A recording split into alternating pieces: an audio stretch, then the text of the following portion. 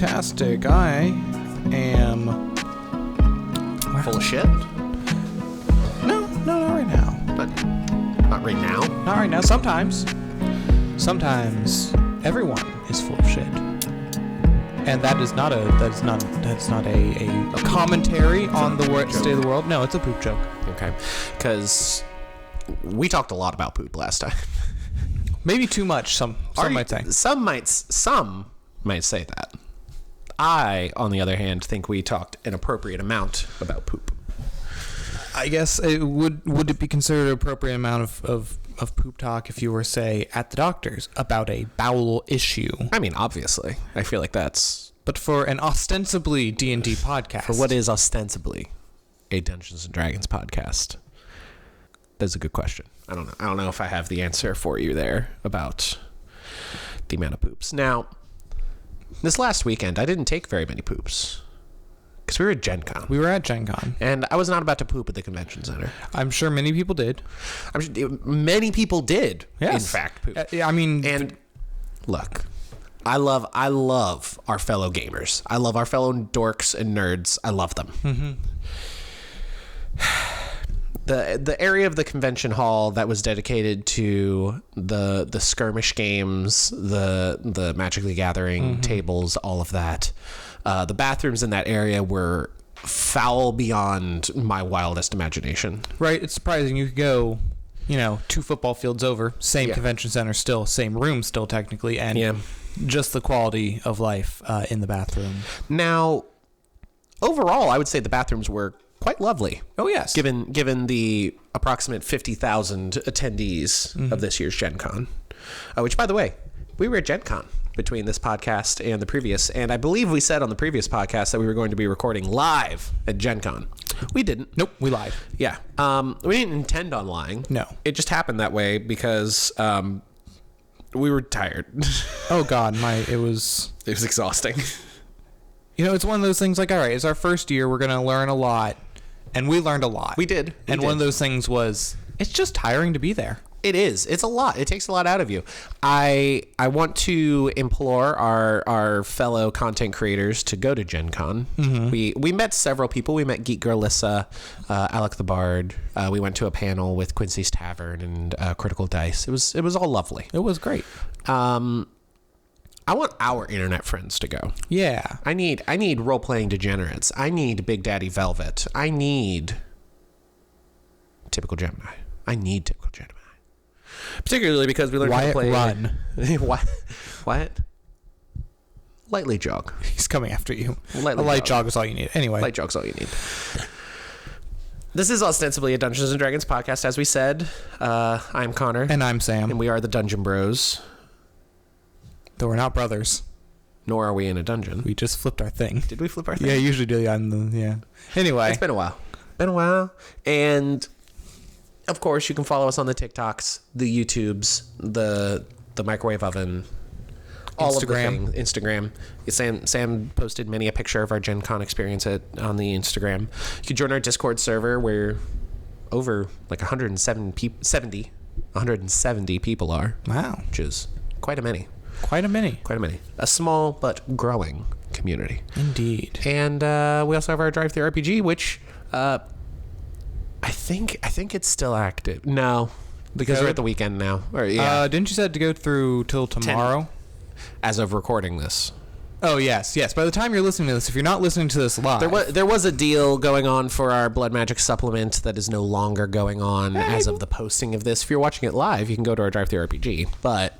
Maybe we should extend that sale since we plan to give out information about this sale at GenCon, which we didn't. We didn't do that. We didn't do that in the slightest.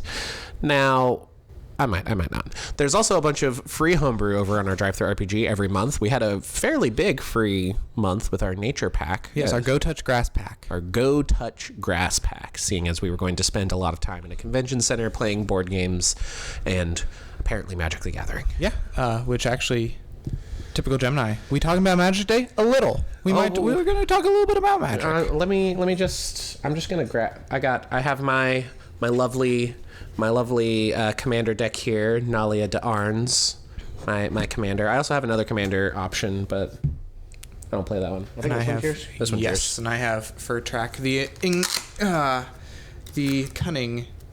Yes. So at GenCon, there was a Learn to Play Magic the Gathering event that we partook in. It was Commander style. There were 4 of us that were traveling with us, our friend Darren and your uncle. Yes. And we participated. We all got, as part of entry to the event, we got a pre-made Commander deck. We basically, our pod, which was the 4 of us, we got 4 decks, and then we all got to pick one. Darren did it twice. He did it once without us and then with us again. I ended up taking the same deck that Darren had on his first go, and I really like it. Sam, your deck's a little harder. My deck's a little harder. My deck especially works better with 3 or 4 people, because it's very much based around goading creatures, and then if they do damage to my opponents, then I get bonuses. Yeah. Unfortunately, we've been playing here just back and forth, you and I. Yeah. Well, first off, we were like, we got this, we got it, we played, and we were like, oh, this is the last time we play, I guess. Nope, we've played quite a bit in this past week. We have. It's still fresh. I like my deck. I feel like my deck is a lot easier to play than yours. But if you play that fucking swap boards and attack me with my 50 damage worth of creatures that I've created, I'm gonna burn the house down. That is twice. The 2 times you've beat me. Yep. Is with that fucking card. It's a good card. I had it on my deck for a long time. Fucking blue decks, man. Fucking blue decks. It's bullshit. I love it.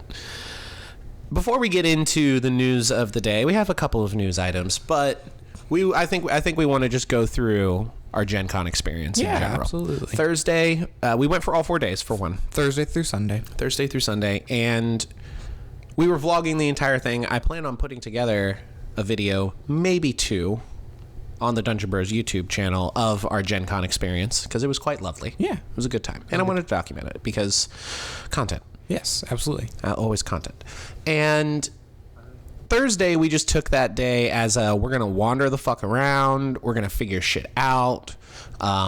We both tried to get into a D&D Onslaught preview event. That event was fully booked up. We didn't get a chance to get tickets, so we just kind of showed up and we're like, hey, can we slip in there?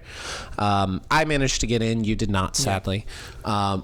So I got to preview D&D Onslaught with some people, learned the rules. They gave us a preview kit, which was really, really cool. It came with 6 minis and everything that you need to play the scenario they were demoing at GenCon, which is really, really fun.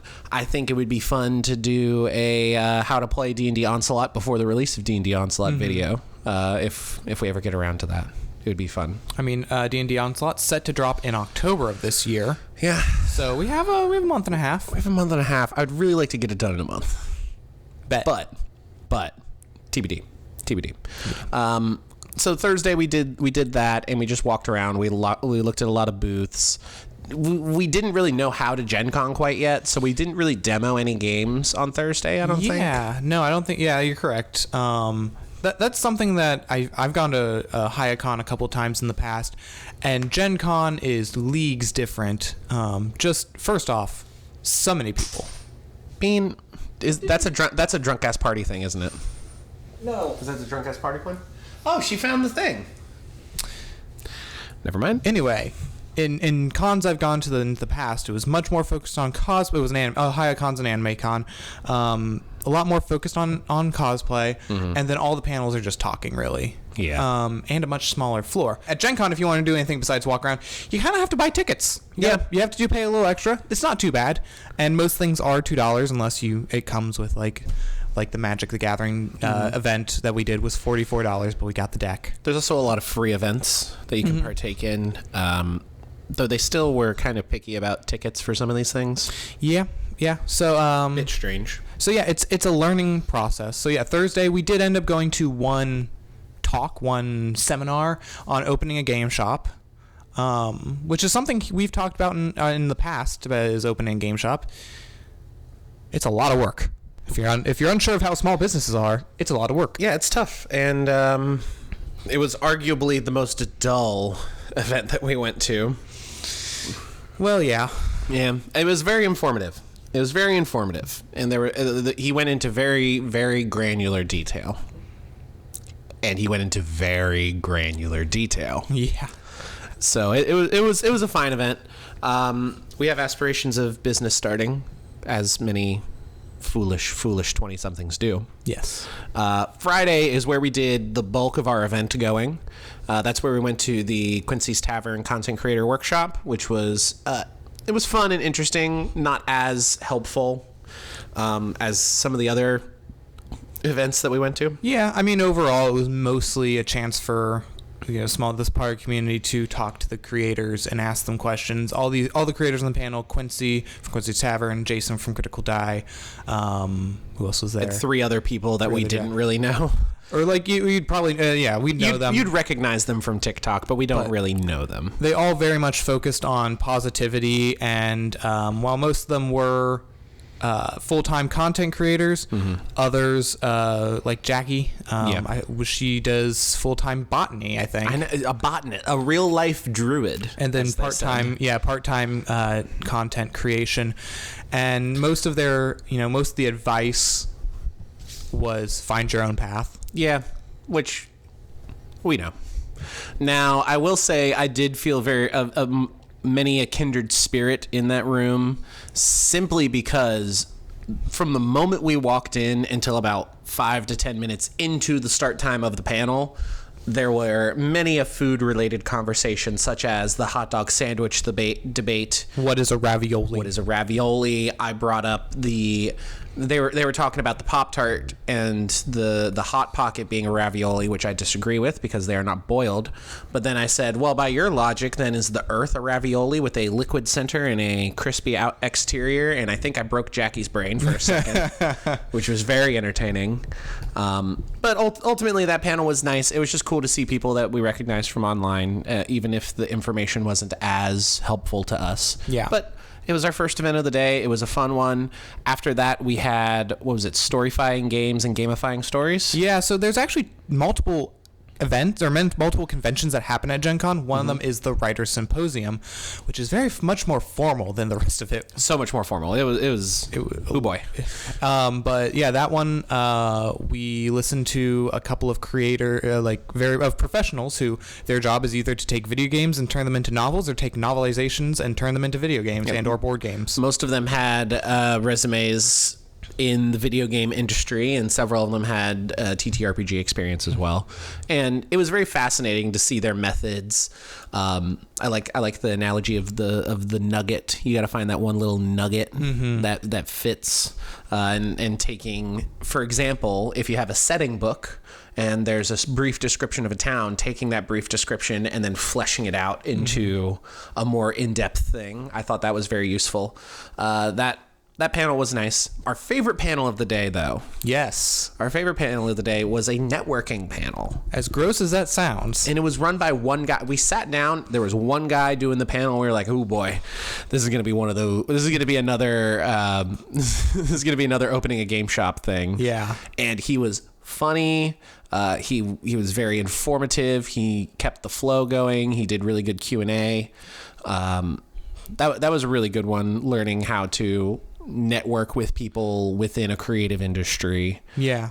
And just general creative industry advice and help, which was that was probably our favorite panel of the weekend. Yeah, besides being a college professor, he was also a Twitch streamer with actual play D&D games, which I think was fantastic. Awesome. And a lot of people, I think, when it comes to networking, feel very business-like. Yeah. And he's just like, you can just be friends with people. Yeah, just don't be a fucking weirdo. was his main advice. We did talk to a young illustrator, or a young artist, and got her card because she asked about networking, and we're like, hey, we need artists. We have homebrew. We have not worked on our next big pack very much at all. No. Life has been hard recently. Life has been hard. But that was, and then Friday night. Well, then we had two more, another panel that we ended up skipping. Yeah, we skipped one panel because we were tired. Oh my God, those panels were shockingly exhausting. Like that's one big takeaway I took is don't do all your shit on the same day. Don't do all your shit on the same day. Maybe do one panel a day, maybe two, unless you're really into college. Yeah, it did feel like going to college a little bit. Then between those two Writer Symposium panels, we took a lunch break. We did. You and I, and when we came back, we were walking to the Marriott Hotel, which is where those events were, and a lovely person stopped us. Yes. And recognized us, which was weird and amazing. It was awesome. She wanted a selfie with us, and she put it on our Instagram and tagged us. You can find it on our Instagram, I believe, under tagged posts. I believe so. Photos of you, maybe? I don't know. I'll have to do that. We'll definitely make sure to. She definitely added us in the description. We may have to go back and tag ourselves. I think she tagged us. She tagged us? She tagged us, I'm pretty sure. Anyway, she was lovely, very kind, very, very excited to see us. It was unexpected. We were literally 5 minutes before talking like, there's like 50,000 people here. Surely some people follow us. If anyone recognizes us, that'd be cool. If anyone recognizes us and was willing to like approach us and say that they know who we are, that would be even cooler. But not a chance, right? We did hit 20,000 followers the night before, which was awesome. And thank you. And then literally 5 minutes later, that happened. It was great. That was actually one thing we talked about months and months and months ago. It's like, if we get one person recognizing us at GenCon, con made. And the con was made. It was made. Now, on Friday night, we did an event called the Drunk Ass Party. Legendary Drunk Ass Party 10th Anniversary Edition. Yes, and it has pros and its cons. Yeah. Put on by Drunk Ass Games as well as Drunk Ass Party. They had some lovely drinking games. We got a couple. It was an expensive ticket, but it came with a meal. It came with a couple of drink tickets. We got some souvenir stuff. There were a bunch of giveaways and raffles, and it was perfectly fine. I don't know if I'm going to do it again. Yeah, I'm not driven to do it again. Yeah, we met some lovely people that we would love to see at Gen Con in the future, or just generally in the future. But not really worth it. Yeah, I think our first red flag is when we were talking to other people that were doing that event. A lot of them were first time people doing it, even though this was the 10th anniversary of the event. So we were like, that's a bit off. The drinking games are fun, but it was a lot. It was 70 people in a room smaller than our living room. Yeah. Smaller than the room we're in right now, and it was crowded. Very crowded.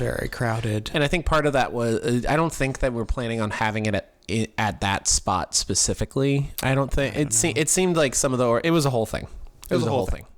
The food was good. The drinks were good. The people were good. We apologize to the staff. Yes. I do love the waiter who was like kind of upset because like there was miscommunication between the event hosters and the place, and things weren't going very smoothly, and he was very frustrated. And then by the end of the night, he was super cheery because everyone was tipping him really well. I think he also had a few drinks himself, which certainly helps. Indeed. So we woke up not really hungover, mostly tired, a little dry, very dry. You had a liquid IV, and we had some sports drinks, and we just trucked on through. Saturday was when we did our Magic the Gathering Commander event. We learned to play Magic the Gathering again, got some cards, met some other cool people that were super friendly. Yeah. Super helpful for us because all four of us barely got the rules of Magic the Gathering in general.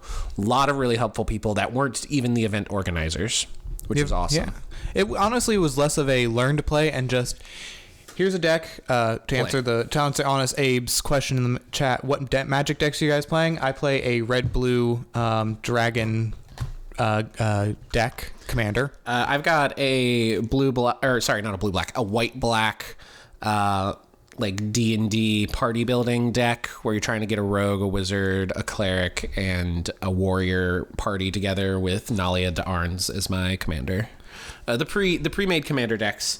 As part of the event, you got a bunch of prize tickets that I think we got 1,500 each or 1,400 each. Yeah, 1,400 each, I think. And there were four of us, so we just pooled all of our tickets, and we got an entire Dungeons & Dragons... Baldur's Gate.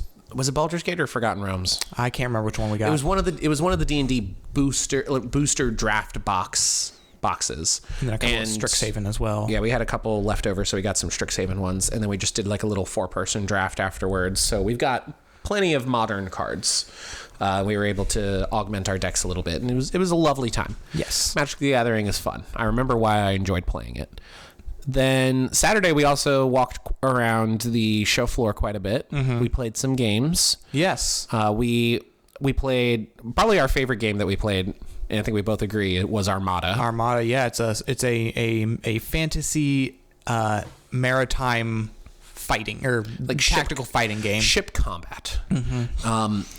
It has a mat, but it's not grid based. It's measurement based and angular and much more freeform. And you have like your squads of ships. We played a very, very dumbed down basic version, and we ended up getting it. Yeah, not at the con. It was $125 at the con. We're like, it's fun, but not $125. It was fun, and it has the beautiful resin injection molded ships that you can paint yourselves, and they're beautiful. But it was $75 on Amazon. So we did that. Yeah. Sue us, I know. Amazon, big corpo. Yeah. Yuck. But it wasn't like 100% more of the price. Yeah. That's so I'll give us a pass on that, because we also ended up getting 2 copies of the Red Dragon Inn, the original Volume 1 and Volume 4 from Slugfest Games. They had some very nice, enticing coupons for them, so we got those at the Slugfest Games booth. These games we've been meaning to add to our board game collection for a hot minute. Yeah, we bought them that day. We took them back to our Airbnb and played 2 rounds, one from each box of the 4 of us in our pod, and honestly, that was they're so easy and they're so much fun, and it really is so much fun. And they had a couple of free handout drink cards to add to them. They're GenCon themed, and I also got the promo pack of GenCon cards that are just fun drink event cards for the game. If you don't know, Red Dragon Inn is like the D&D party after the adventure. They've gone back to the tavern, and now they're reveling with their prize money. And you have a stack of gold coins, and you have ability cards, and you have fortitude, and you have your alcohol content. If your fortitude goes down enough and your alcohol content goes up enough to the point that they hit the same value or crossover, you pass out. Then you pass out drunk and you lose. If you lose your coins, like you gamble away all your coins, or you spend it, or you lose them, you get kicked out because you have no coins, and you want to be the last player surviving. It's like 15-20 minutes a game. Super fun. Highly, highly, highly recommend. I think they're releasing edition 8 right now. I believe so. And each edition basically just comes with maybe a new mechanic or 2, but mostly just 4 new adventurer characters with new decks. And you can just play as many. Basically, you can kind of play as many people as you have decks. Yeah. So we could play 8 people right now, and I 100% think next time we get a group of friends gathered up, we will. We will, and it'll be chaotic as fuck with 8 people. Oh yeah. And our drink decks are going to just be. We need to find an elegant way to combine all of them into one box, which we were talking about previously. Mm-hmm. It's a whole thing. But other than that, a couple other games we played. One was Catapult Castle. Yeah, little catapult mixed with like beer pong, basically. Yeah, beer pong for children. Yeah, no drinking involved. That was a lovely time. And then Dungeon Scrawl was the other one we did. Get a whiteboard, you have a marker, and then each different little symbol on the board has a different thing you do with it, with the marker. And as my uncle pointed out, that game would be a lot more fun as a drinking game. Yeah. So we didn't demo nearly as many games as we would have liked. There were a couple that I wanted to demo, but it was always just super crowded around those booths, which makes sense. One thing that I would have liked to have done, but we didn't get a chance to, was demo the Dragons of Stromwreck Isle. They had a Learn to Play D&D, a couple of tables set up there, and they were doing like 15-20 minute combats. And they had these beautiful 3D ships for one of the combat encounters from Dragons of Stromwreck Isle.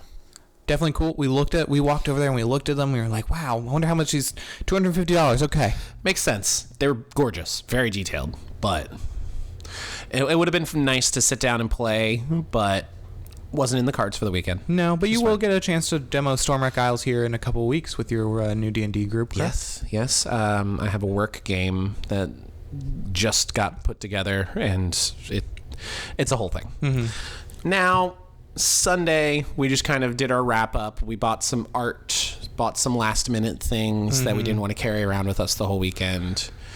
Kind of made it a half day. We met up with a fellow TikToker, Geek Girl Lissa. Go follow her. She was lovely. It was one of those like, it's the last day of the con. Hi, hug, picture, bye. So it do be like that sometimes. How how did I forget? We met up with one of my good friends, Norb. Norb, yes. He has a YouTube channel, Feltheleb, which is another D&D. He's got like an animated persona person who talks about D&D. He's got like 2.5 thousand subscribers, as well as his buddy, Dink. Something Dink. It'll appear in the description of the video. Maybe if I remember to do that.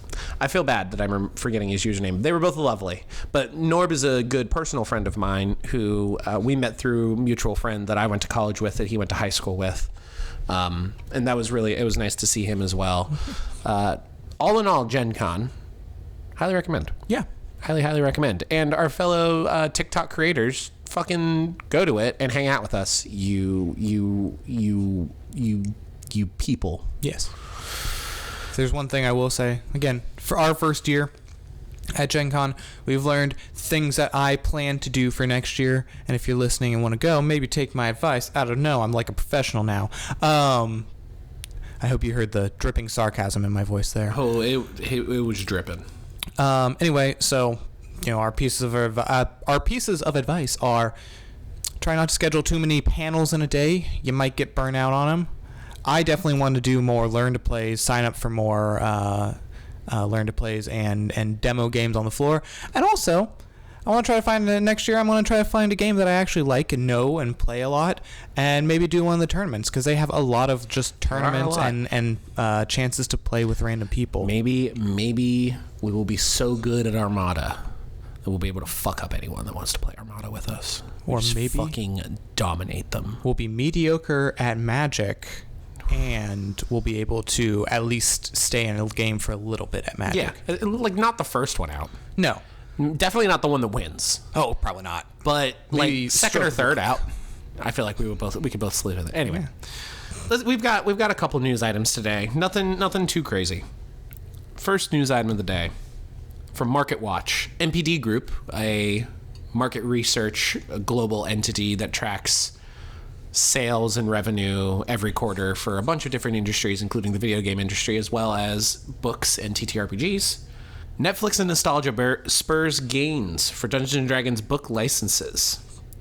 Dungeons & Dragons, as well as Stranger Things, both rose in the U.S. licensed book rankings from the MPD scans last quarter. Specifically, Dungeons & Dragons in the second quarter of 2022 ranked 6th overall in the second quarter of 2022, with sales of $14.9 million based on MSRP book prices. The property's growth rate was 9% higher than the first quarter of 2022. And books based on Stranger Things ranked much lower at 21st, with an MSRP sales of $593,000 in the second quarter. But their growth rate was 390 sequential quarterly growth rate, because Stranger Things doesn't have as many books. Obviously, the correlation between D&D and Stranger Things is very well intertwined. I'm very surprised to see that Dungeons & Dragons published content is ranking that high amongst all published content. I believe this is at least in America, which is very, very surprising. And the fact that it is growing 9% faster than it had been previously is also a very, very big jump, obviously due in no small part to season 4 of Stranger Things. Yes. But it's a good time to be a D&D fan. It really is. The granular number's a bit boring, but I think useful to know. That's all I got. All right. Next up, why the Dungeons & Dragons movie directors were surprised by test screenings. So as we all know, the D&D movie, Honor Among Thieves, will be coming out next year in 2023. March of 2023. And the directors, Jonathan Goldstein and who's the other one? My apologies. Oh, and John Francis Daly, who are also behind National Lampoon's Vacation Legacy sequel, the Horrible Boss movies, and the hit dark mystery comedy Game Night. At San Diego Comic-Con were opening up about the behind-the-scenes reception. When asked about the test screenings of the film, the co-directors confirmed that they've held them and shared the surprising things they learned from screenings is that female viewers are loving the RPG tabletop adaptation as much as males. Here's what Goldstein had to say. Especially women are loving it too, which D&D is not necessarily thought of as, but in fact is, and I think if handled right, it should be. Because it's all about characters, it's all about the feelings it's all about the people feeling real and relatable. We tried to tell a story of some people who are not superheroes by any means. They kind of suck at a lot of things, but they're great at other things. So how do you make those skills come to the fore? How do you tell the story where they all get to kind of level up over the movie? Shocker to nobody, girls like D&D. That's, yes. I mean, I feel like that's kind of obvious. We have introduced quite a few of our female friends, as well as many of our male friends, to D&D. Just everybody. And yeah, I would not have ever thought from the people we know who we've introduced that girls like it any less. I know. Even when you look at the popular TTRPG streams, I mean, Critical Role, Ashley, Marisha, Laura. You've got Dimension 20 with Emily and I don't even know all the people. Bria is one of the biggest DMs in TTRPG community. Like, women like D&D. Shocker.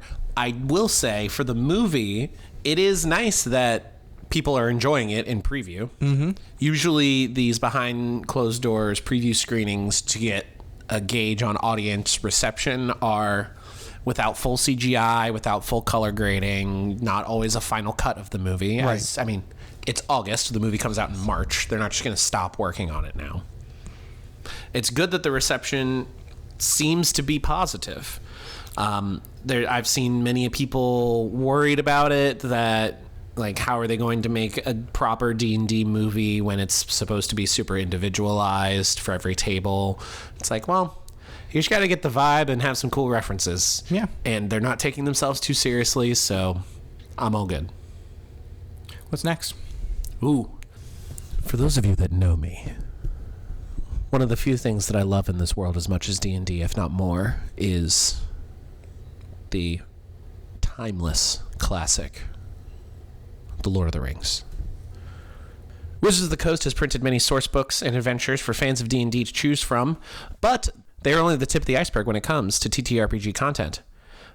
Fans of all kinds have been creating their own D&D worlds and mechanics, sometimes even sharing them with the world on popular sites such as DriveThruRPG and the DM's Guild, as well as, popular voice actor Critical Role, Matt Mercer, the Blood Hunter, his own IP becoming D&D canon. But Free League Publishing recently revealed that it is working on a Lord of the Rings 5e, a D&D adaptation of its previous tabletop RPG product, The One Ring. The One Ring, a tabletop RPG product I was very interested in when I first got into D&D because of my love of The Lord of the Rings. Few details have been shared thus far, but fans can reportedly look forward to new travel mechanic rules, classes, and cultures to appear in the source book when it releases sometime next year. Lord of the Rings 5e is exciting in its own right, but it's particularly notable when you consider other recent D&D adaptations of big IPs. Free League's project may indicate a rising interest in adapting franchises of all kinds for tabletop gaming nights. There's a million different TTRPGs out there. There's a Bloodborne TTRPG. Any major property. Power Rangers, Transformers, My Little Pony. The way we said that, it sounds like we actually enjoy My Little Pony. I said it with a groan. We said it in unison. I know. I don't like it. I'm fucking... There's an Elden Ring TTRPG. Hmm? I am thrilled for a 5th edition Lord of the Rings Coat of Paint. I'm very excited. Very, very excited. I feel you are among the majority. Unless they fuck it up. They're not going to fuck it up. They're not going to fuck it up. We believe in the One Ring of the world. The One Ring TTRPG book I've seen it in person, and I flipped through it for like 20 minutes at a bookstore one time, and I was like, do I want to buy this? I'm poor. No. It's very feature rich. It's got a lot in it.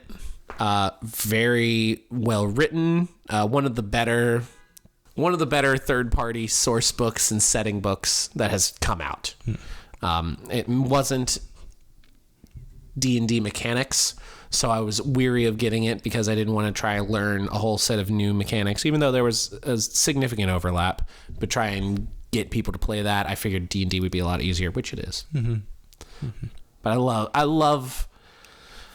Part of me. Okay, I'm of two minds. Part of me loves that all these properties are wanting to make 5th edition supplements and source books.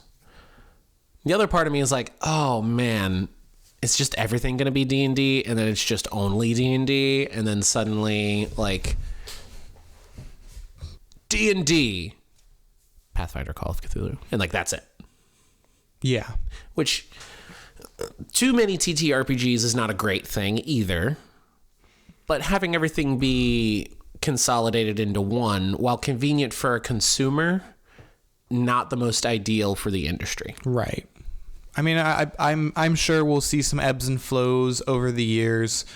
I mean, as we've talked about, even just in Wizards of the Coast, Dungeons and Dragons 5th edition with 5.5 coming out soon, there's just so much content that we can barely keep up. You know, we got Spelljammer coming out, we got Dragonlance coming out, we've got all these books and all these settings. That's all Wizards of the Coast. That's official. Just Wizards of the Coast.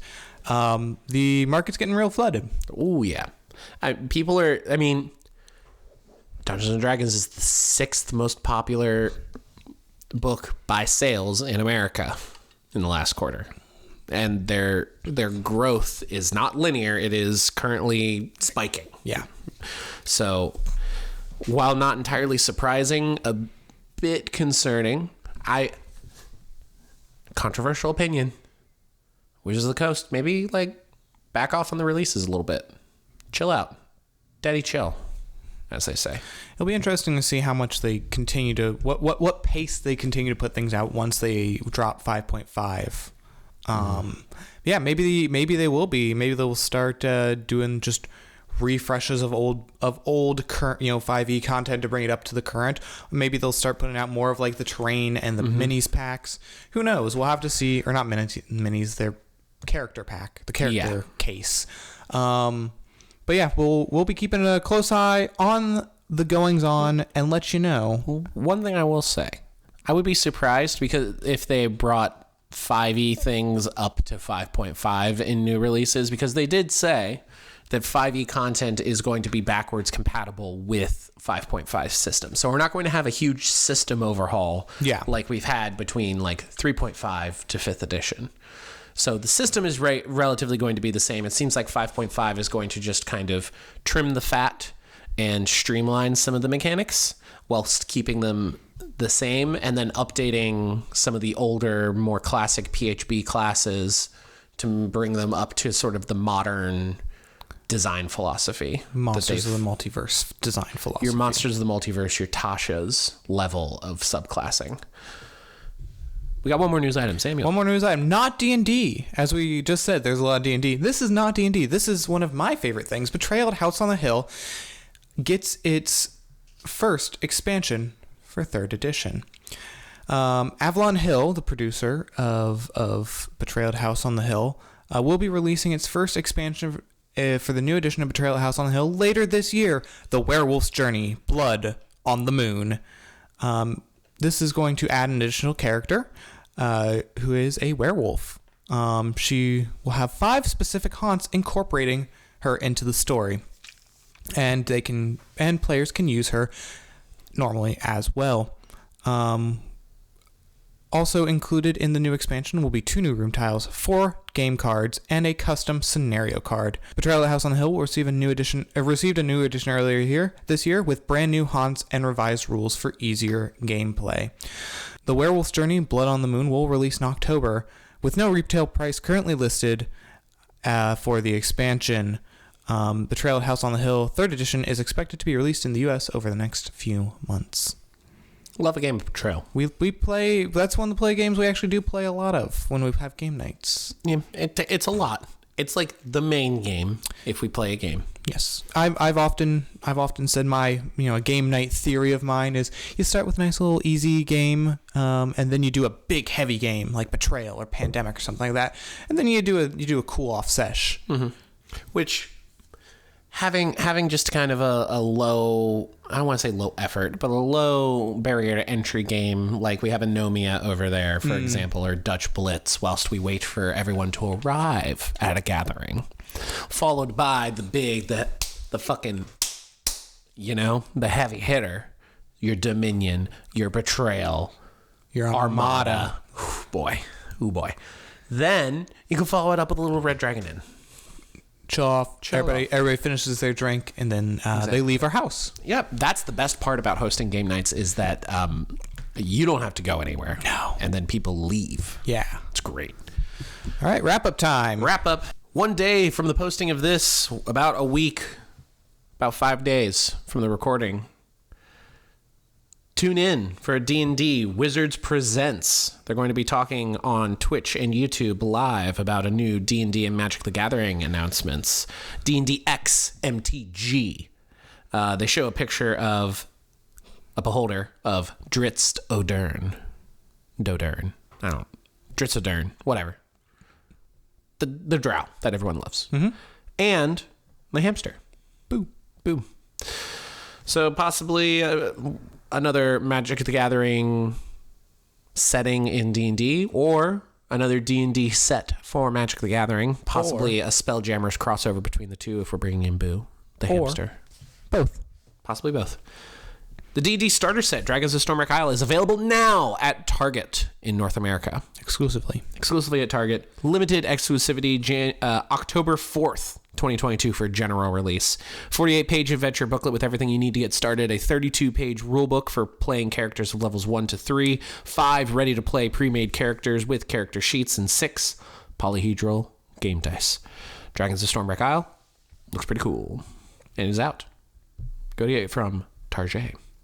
And finally, we saw this at GenCon, but we didn't get a chance to play. It's Dungeons & Dragons, the Yawning Portal board game, debuted at GenCon. GenCon, of course, event 2022, ran from August 4th to August 7th. Avalon Hill / Hasbro brought Dungeons & Dragons, the Yawning Portal board game, unveiled for the first time. Pre-orders are live on Amazon for $55.99, starting on August 3rd, so you can pre-order it now. Set in the famous Yawning Portal Tavern and Inn located in the city of Waterdeep, this Euro-style strategy game will allow you to live the dream of joining the tavern's staff. It'll be your job to keep the Yawning Portal's eccentric clientele fed while they spin tales about their adventures in faraway lands.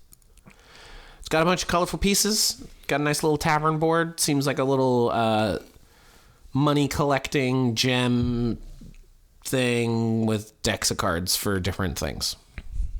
Seems neat. We didn't get a chance to try it out, but if you want to pre-order it on Amazon, it is $55.99. Go team.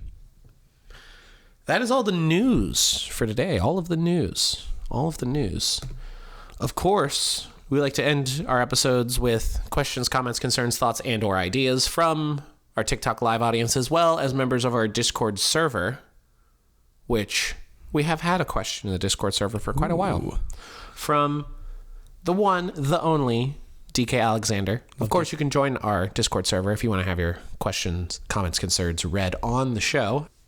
Link in the link tree in our bio of all of our social medias. Yep. Free to join. Free to join for everyone. We're over, what is it? 1, 2, 24, 145 plus 24. 69. 169. Nice. 169 people are currently members of. From DK Alexander. Hey, maybe I asked this, but I don't think so. Do you allow guns / firearms in your games? Style, modern, musket, flintlock. Use within which classes? Well, DK Alexander, that's an interesting thing you've brought up. Because the answer is yes, we do. Big fan of the firearm. Big fan of the firearm mechanic. So currently, in the Netherdeep campaign that you are running, my character plays a former Whitestone Rifle Corps member, and thus that comes with a musket.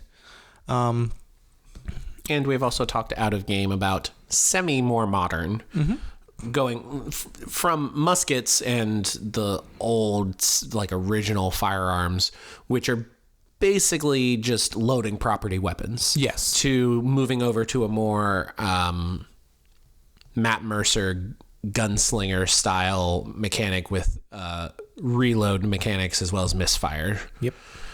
In the future. I've also taken firearms and guns are one of those things that in D&D, if I had not traditionally thought about having them, but then at one point I used an army of GIF, the giant hippo people that come from the Astral Sea, and they do have firearms, and my party actually stole some of them, and the only one that was super interested in them was the Bard. So I started to mock up a little bardic gunslinger subclass. I think you can take like a Valor Bard or Swords Bard and kind of just tweak that a little bit. If you were wanting to do something like that yourself. Well, I started doing this before the release of Xanathar's, where the Swords Bard is. I've sidebar about the Swords Bard. One of the more underrated subclasses of Bard, I would say. Yeah. Love that class. The Swords Bard with a 1-level dip in Hexblade Warlock is fucking unbelievably good. Just putting that out there. You put it out there. It is now in the ether. Going back through the previous sidebar to your Gunslinger subclass. Yes. Haven't touched it in a while. That character is not currently in the campaign. He pulled from the deck of many things and got the Donjon card. Yikes. That is all we have for questions from the Discord. We will now go to the TikTok Live. From Kiro. Do you like anime? Then Yes. Then the one cocked eyebrow emoji. Nani? Yes. We enjoy the animes. Big fans. We watch Attack on Titan together. We did. We're not fully caught up because... Not fully caught up. Well, we saw the writing on the wall that it was going to be a little while until they got the next half season, I guess, announced. So we're just kind of waiting to finish that out. We're up to part 2 of season 4, which is... Oh boy. Yeah. Eren Yeager. I have seen every episode of Naruto. Now, what I'm afraid you just heard me say was, I've watched a lot of Naruto. What I said was I have watched every episode of Naruto from when I was a small child till I was in college and Naruto Shippuden ended. Technically, the manga ended when I was in college and the anime ended when I was an adult. That's neither here nor there. I've watched every episode of Naruto. And of course, some frilly things. I love the Your Lie in April. Very sad. Also, Hayao Miyazaki. All of his films are great. I got a lovely art piece of Miyazaki film characters from an artist at GenCon. My younger stepsister is a very big fan of My Hero Academia. Yeah. So I got her a print as well from GenCon.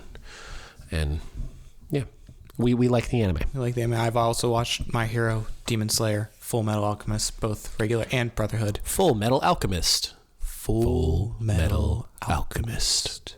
I'm a fan of the Fate series. I'm a fan of Soul Eater. I have a Yu-Gi-Oh tattoo. I have a Pokemon tattoo. I have... Pokemon's barely anime. It's anime. It counts. It's anime, but it's anime, but it's like anime. But is it anime? I know it from... I only used to watch the anime, the Saturday morning anime. Oh yeah. Which of course you could also throw like Digimon and Yu-Gi-Oh into that similar. Oh, digital monsters. Yeah. I used to I used to wake up early before school on the weekdays because they would air episodes of Pokemon early in the morning at like 5:30 in the morning. Yeah. And I would need to leave for school at 6:30. So I would wake up, watch an episode of Pokemon early in the morning, then I'd go shower, eat breakfast, and go to school. Yeah.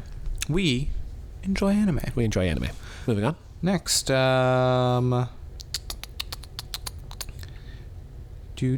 I will shout out to Typical Gemini, our friend Wyatt. Love Typical Gemini. Helping out some people in the chat, asking about our Discord and asking about what's going on today. Yep. Typical, we had a lovely interview with him a couple weeks ago. You can see it in our podcast feed and on our YouTube channel. We talked, he and I sat down and we talked about D&D as well as Magic the Gathering quite a bit.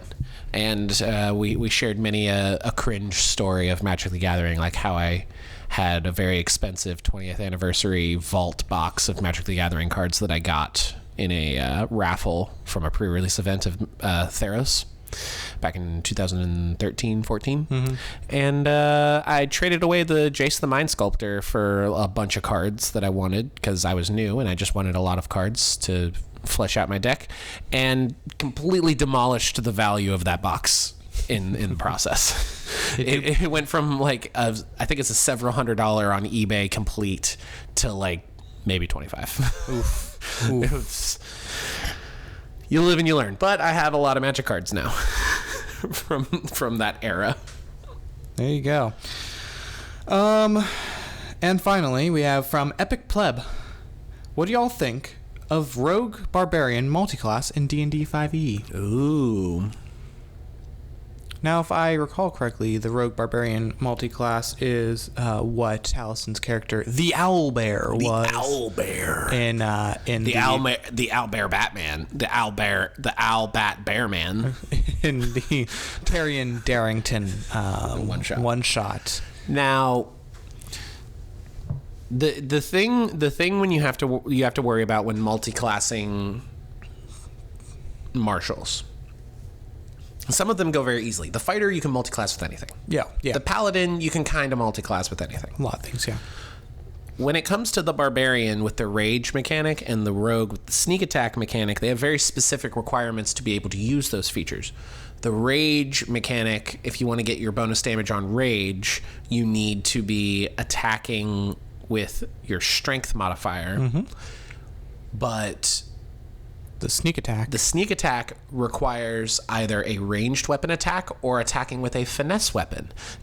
The rules as written for the sneak attack does not require you to attack with your dexterity modifier, but to simply attack with a weapon that has the finesse property, your dagger, your rapier. So, if you were to, for example, Talison's character in the Darrington Brigade, I believe he attacked with daggers, thrown daggers. And you can use your strength modifier when you use a thrown weapon. He used his strength modifier, but because the dagger had the finesse property, he could get his sneak attack with it, but use his strength modifier so he would get his rage. Now, does that mesh very well? It limits your weapon options quite a bit. Mm-hmm. The dagger, the rapier, the short sword, kind of all you can really do, unless you are willing to forego either the rage damage or the sneak attack damage. Yeah.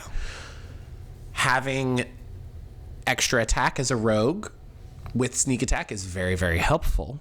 At level 5, you get extra attack as a barbarian. Having 2 attacks gives you 2 chances to land your sneak attack every turn. Mm-hmm. So you're still going to have like your big hit and then a lesser wimpy hair hit. But if you miss on your first attack, you don't just forego your sneak attack. You have another chance to get it, which is nice. Oh yeah. And then of course the barbarian raging, if you go the totem with the bear like Taliesin did, you get resistance to everything except psychic. Mm-hmm. You can recklessly attack, which grants you advantage, which automatically gives you your sneak attack as well. Mm-hmm. So there is a good amount of synergy there. I think it requires a little bit more to pull off, and there isn't really an elegant way to take specific levels at specific times to make it like most optimal. Yeah, I think a lot of these interesting multi-classes that people come up with are rarely ones that I would ever play. Mm-hmm. They're one-shot characters. One-shot characters primarily. Yeah, characters where you just start at level 16. Characters you start at high enough level where it's like, I have all the cool things I want to do. Yeah. I don't have to sacrifice my ability to play the game until that point. Because the main problem with the Barbarian Rogue multi-class is either your sneak attack damage is going to be really, really low and non-existent, or you're really only going to have rage and reckless attack, and you're missing out on the big benefit of your barbarian subclass of your extra attack. Mm-hmm. Really, that multi-class comes on, like, really fully comes online at about level 10, when you've got 5 levels in each, and then you can just focus on rogue the rest of the way, really. Unless you have a specific subclass feature that you want to get out of Barbarian, but I personally feel like multi-classes that go farther than 5 levels into the secondary class are just not going to work. You know, a lot of the times, yeah. Like if you get in a multi-class where it's like, I need 8 levels of this and I need 12 levels of that, I'm like, that's probably not going to work out very well. Yeah. Level 1 dip. Oh yeah, level 1 dips, especially in cleric. The cleric level 1 dip we are big fans of. The fighter level 1 dip. The fighter level 1 dip is a very good first level dip. Or just subsequently, because you get every proficiency and action surge. Or no, action surge is level 2. You get healer. Second wind, the whole thing. I personally am a very big fan of the Hexblade Warlock 1 level dip. Yeah, you are. The charisma based attacking. If you are the aforementioned Swords Bard, the Valor Bard, the Paladin, the Hexblade Warlock, great. I would say start with your first level of Hexblade Warlock. You then get Hexblade's Curse as a nice little bonus action, little marking ability that normally you wouldn't get for the Paladin or the Bard. You get to attack with your charisma, so you only have to focus on 1 stat. Really 2, charisma and constitution. Then you get a short rest spell slot as well. Oh yeah. That replenishes, so you have an extra casting of shield that you don't have to worry about. You have a small little baby smite that you get back on a short rest. Like, the synergies there work. Chef's kiss. Chef's kiss. Chef's kiss. Now, lore-wise, fucking figure it out. Yeah. Lore-wise is always one of those things you can bend. You can massage it. You can put it over your knee and spank it like a little baby. I was gonna think like a piece breaking a stick over your knee, but whatever. Like a baby. Sure. All right. Real quick, we do have Papa Lycan jumped in and said, "Click clank, here comes the tank, baby." Oh my gosh, we won the Papa Lycan creator contest. Well, we didn't win. We were 3rd in the Papa Lycan creator contest for his 71,000 followers that he has on TikTok. So yes, thank you to everybody who voted. He turned us into a 2-headed giant. It was a 2-headed, I believe it was a gemstone giant is what he called it. Gemini giant. Gemini giant, which with our obsession of typical Gemini makes sense. Yes. That is a fair assessment of the giant. We're like a 2-headed giant that has like a bunch of psionic stuff and some spell casting and resistance to mental things, and then we can fucking demolish you with a club. just splatter your guts across the floor. We may need to contact our new artist friend to requisition some art. Ooh. And yeah. And we should, Papa, if you're in the chat still, we should talk to him about releasing it for free on our own Drive-Thru RPG. He is collecting all of the monster stat blocks that he has created for other creators in a big PDF, like full thing, and you can donate to him to help him accomplish that and get access to it. But I would like to see if he'd be down if we requisitioned an artist and got some cool art for it and just made that one of our free packs. That'd be cool. I think that'd be fun. Dad will contact you. Sorry, Papa Father? Lycan will. Father? Dad, he is our father. Who art in Lycan. Oh. Ooh. They ain't our daddy.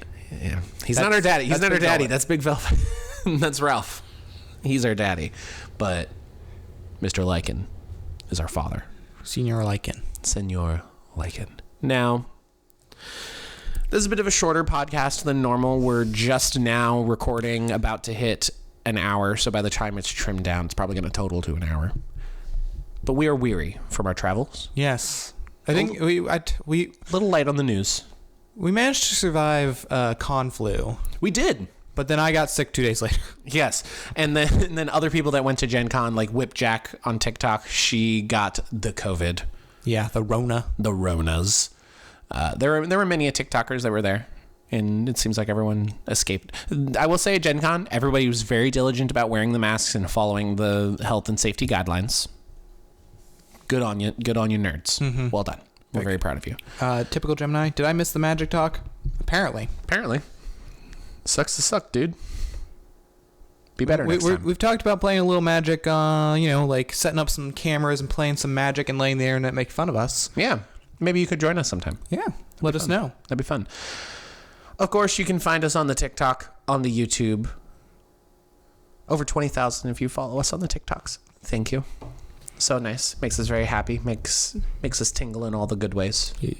The happy tingles. Ah. Oh. You can also subscribe to us on YouTube, where over 160 of you do. A little bit of a different number balance there. You can check out our recent videos there on spell point variant rule for the Warlock, as well as the math surrounding the Great Weapon Master and Sharpshooter feats. That video, not doing as well as the spell points one. So check it out. Help me out. Make me feel better about myself. Because Lord knows I won't. You can find all of our podcasts posted there, as well as podcast services around the globe: Apple, Google, Spotify, microwave ovens, soda streams as well. Yes.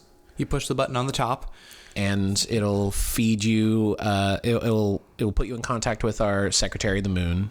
Yep. And we'll give you a lovely fizzy beverage. Yes, while you wait for our podcast to load, because the moon operates on her own time, which is fine. But once it's uploaded to Spotify, man, that buffering goes quick. It goes fast. So you gotta drink that. You gotta chug the LaCroix, if you will. Of course. You can join our Discord server, where 169 of you already do. Nice. You can ask us podcast questions, as well as collaborate and try and play D&D online with virtual new friends, as well as ask any D&D questions of that community, as well as ourselves, that you may have. And last but not least, our Drive Through RPG, link in the link tree in the bio of all of our socials. And yeah, there's a lot of free homebrew there, as well as one paid piece of homebrew, our Blood Magic supplement, which is quite lovely. People are very big fans. Oh, of course, and Samuel runs the Instagram. I do. Pictures, videos, podcast shoutouts, things like that. With all that out of the way, without further ado, thank you. Enjoy the rest of your weekend or week, or whenever you're listening to this. If you're listening to this in your car, drive safe. The grannies are worth 40 points if you hit them. Dogs are not worth any point. We no, don't want negative to hit it. We don't points. want to hit it. We don't want to hit. Yep. It's actually negative 190. So watch out for the puppers. Cats, you have to hit them 9 times total, but you get 20 points. Yeah. In the meantime, peace out. And don't actually hit. Don't actually hit people with your car. But peace out.